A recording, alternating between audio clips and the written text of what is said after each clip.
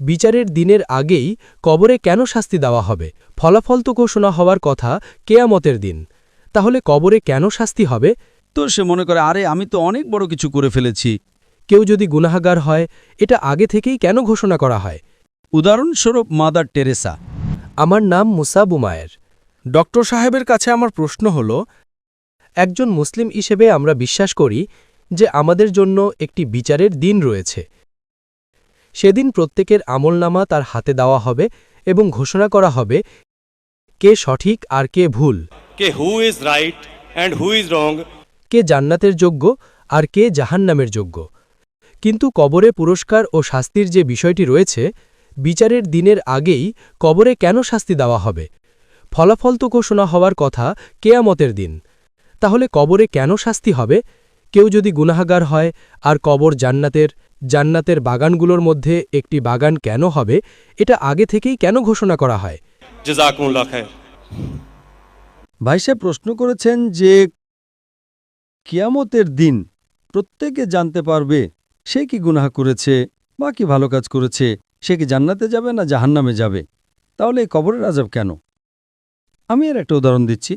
যখন আপনি কখনো কোনো স্কুল বা কলেজে পড়েন, তখন একটা ফাইনাল পরীক্ষা থাকে, আর এর উত্তর আছে সূরা আল ইমরানের সূরা নম্বর 3 আয়াত নম্বর 185। কুল্লু নাফসিন যায়কাতুল মউত। প্রত্যেক প্রাণীকে মৃত্যুর স্বাদ গ্রহণ করতে হবে। চূড়ান্ত প্রতিদান, যেই চূড়ান্ত প্রতিদান সেটা দেওয়া হবে কিয়ামতের দিন, বিচারের দিনে।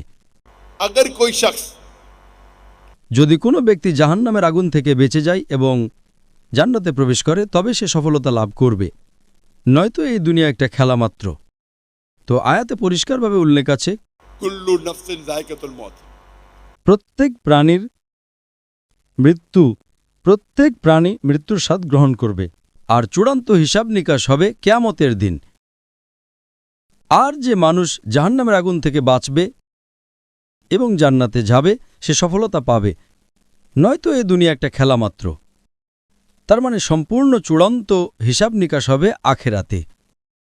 ঠিক যেভাবে আমরা যখন কলেজে যাই, স্কুলে যাই, আমরা পড়াশোনা করি, তখন একটা হয় ফাইনাল পরীক্ষা, আরেকটা হয় টার্মিনাল পরীক্ষা। ঠিক তো? টার্মিনাল পরীক্ষা হয় কি না? কিছু থাকে সাপ্তাহিক পরীক্ষাও। তো যখনই আপনি কোনো ভালো বা খারাপ কাজ করেন, আপনি তার যে শাস্তি বা পুরস্কার, আপনি ভালো কাজ করলে তার পুরস্কার বা খারাপ কাজ করলে তার শাস্তি 3 জায়গায় পেতে পারেন। প্রথম দুনিয়াতে, দ্বিতীয় বারজাখে, আর তৃতীয় আখেরাতে। 3 জায়গায়। আপনি কোনো ভুল কাজ করলে আল্লাহ তাআলা এই দুনিয়াতেই আপনাকে শাস্তি দিতে পারেন। আপনি ভালো কাজ করলে এই দুনিয়াতেই পুরস্কার দিতে পারেন। এমনও হতে পারে যে বারজাখে শাস্তি দেবেন, অথবা বারজাখে পুরস্কার দেবেন, হতে পারে যে আখেরাতে দেবেন। সবচেয়ে ভালো হলো আখেরাত। তো আপনি যা কিছুই ভুল করেন সেটার যোগফল করলে তার শাস্তি দুনিয়া, কবর আর আখেরাত মিলিয়ে দেখলে মোট হিসাব সঠিক থাকবে। टोटल सही रहेंगे। আপনি যে কোনো ভালো কাজ করবেন, তার পুরস্কার দুনিয়াতে মিলতে পারে, आखिरत में, कब्र में और आखिरत में। এই কারণে আল্লাহ রসুল সাল্লাল্লাহু আলাইহি সাল্লাম বলেন যে অমুসলিমরা আছে, যা কিছুই ভালো কাজ করুক না কেন, দুনিয়াতেই তারা তার পুরস্কার পেয়ে যায়। একজন মুশরিক যে শিরক করে, সে জান্নাতে যাবে না। সে ভালো কাজ করে, দুনিয়াতেই সে তার পুরস্কার পেয়ে যায়। তাই আখেরাতে সে আল্লাহর কাছে অভিযোগ করতে পারবে না যে আমি তো কোনো পুরস্কারই পেলাম না। উদাহরণস্বরূপ মাদার টেরেসা, সে বড় বড় অনেক পুরস্কার পেয়েছে, ভালো কাজ করেছে। তো আখেরাতে আল্লাহ তাআলা বলবেন, তুমি ভালো কাজ করেছ, তুমি খ্যাতি পেয়ে গেছ, তুমি তোমার পুরো পুরস্কার দুনিয়াতে পেয়ে গেছ। যে ভুল কাজ করেছে, হতে পারে তার একটু শাস্তি এখানে নাও পেতে পারে। या नहीं भी मिले। কত মানুষ আছে যারা অনেক বড় বড় চোরা কারবারি, ডাকাত, দুনিয়াতে তারা খুব আরামায়েশে জীবন কাটায়। আল্লাহ তাআলা বলেন, চলো তোমাকে এখানে শাস্তি দেব না, কবরে দেব এবং আখেরাতে দেব, অথবা শুধু আখেরাতে দেব। তো সে মনে করে, আরে আমি তো অনেক বড় কিছু করে ফেলেছি। गलत काम किया, मुशरिक है। ডাকাতি করেছে, মানুষ খুন করেছে, দুনিয়াতে সে কোনো শাস্তিই পায়নি। पनिशमेंट मिली। पनिशमेंट मिल सकती है कब्र में और आखिरत में। তাই এ কথা বলা যে আখেরাতে শাস্তি দেওয়া হবে, তাহলে কবরে কেন দেওয়া হচ্ছে? আপনি পুরোটার যোগফল মেলালে দেখবেন এটা সঠিকই আছে। এমনও হতে পারে যে একটা অংশ আপনি দুনিয়াতে পেলেন, শাস্তির একটা অংশ কবরে পেলেন, বাকিটা পাবেন আখেরাতে। এমনও হতে পারে যে ভুল কাজ করার কারণে দুনিয়াতে আপনি কোনো শাস্তিই পাননি, এমনও হতে পারে কবরেও পাননি, তাহলে পুরোটা পাবেন আখেরাতে। তো মোট হিসাব ঠিকই আছে। হ্যাঁ, কিন্তু দ্বিগুণ শাস্তি দেওয়া হবে না।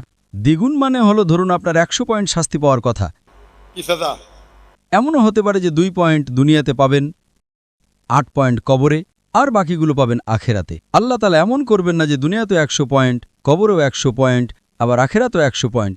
এটা ভুল। তো আপনার 100 পয়েন্ট শাস্তি প্রাপ্য হলে আপনি কিছু পয়েন্ট দুনিয়াতে পাবেন, কিছু পয়েন্ট কবরে, আর বাকিগুলো পাবেন আখেরাতে। যারা এই কারণে আল্লাহ রাসূল সাল্লাল্লাহু আলাইহি সাল্লাম বলেন, এই দুনিয়া হলো একজন মুসলিমের জন্য কারাগার, एक मुस्लिम के लिए कैद है। আর একজন কাফিরের জন্য জান্নাত। তো একজন গরিব ইহুদি ছেঁড়া ফাটা কাপড় পরে हाफिज इब्न हजर अस्कलानी रहीमुल्लाह এর কাছে এসে বলে, এই হাদিসের মানে কি? আমি গরিব, আর আপনাদের রাসূল সাল্লাল্লাহু আলাইহি সাল্লাম বলেন কাফিরের জন্য, আর আমি একজন কাফির, কাফিরের জন্য দুনিয়া হলো জান্নাত, আমি গরিব, আমার কাপড় ছেঁড়া, কোথায় জান্নাত? আপনি একজন মুসলিম, আপনার জন্য দুনিয়াটা কারাগার, অথচ আপনি আরামায়েশে আছেন, কারাগার কোথায়? তখন তিনি বলেন, হাফেজ হাজার আসকালানি উত্তর দেন যে একজন মুসলমান জানে আখেরাতে সে যা পাবে, वो जन्नत সেই জান্নাত এত বিশাল যে আপনি যদি দুনিয়ার সবচেয়ে ধনী মানুষও হন, তা আখেরাতের তুলনায় কিছুই না, এটা কারাগার। ये कैद है। আপনি দুনিয়ার সবচেয়ে ধনী মানুষ হতে পারেন, সবচেয়ে শক্তিশালী হতে পারেন, সবচেয়ে বড় রাজাও হতে পারেন, কিন্তু জান্নাতে আপনি যে পুরস্কার পাবেন তার তুলনায় এই দুনিয়াটা কারাগার। আর ওই কাফির যদি জানত যে আখেরাতে তাকে কি শাস্তি দেওয়া হবে, এখানে সে যতই নিকৃষ্ট থেকে নিকৃষ্ট মানুষ হোক না কেন, সবচেয়ে গরিব হোক, সবচেয়ে ক্ষুধার্ত হোক, তারপরও আখিরাতের সবচেয়ে কম আগুনটুকু যখন আপনার পায়ের তালুর নিচে থাকবে, তখন আপনার মগজ টকবক করে ফুটবে। সবচেয়ে ছোট থেকে ছোট আগুন। आग। তো আপনি যদি জানতে পারেন যে আখেরাতে আপনি কি শাস্তি পাবেন, তাহলে দুনিয়াতে আপনি সবচেয়ে নিকৃষ্ট অবস্থায় থাকলেও দুনিয়াটা আপনার জন্য জান্নাত মনে হবে। এটাই হলো এর ব্যাখ্যা। সুতরাং সম্পূর্ণ চূড়ান্ত প্রতিদান দেওয়া হবে আখিরাতে। দুনিয়া, কবর আর আখিরাত মিলিয়ে হলো মোট শাস্তি আর পুরস্কার। Hope that answers the question.